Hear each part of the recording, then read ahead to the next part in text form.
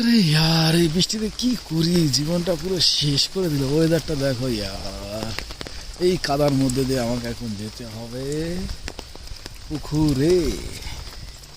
চলো যাই, দেখা যাক কি অবস্থা, আমার গাছগুলোর কি অবস্থা, পুকুর পাড়ের কি অবস্থা। হাওয়া দিচ্ছে, দোস্তরা কাদার মধ্যে খালি পায়ে গুড়ু গুড়ু করতে করতে নেমে গেছি।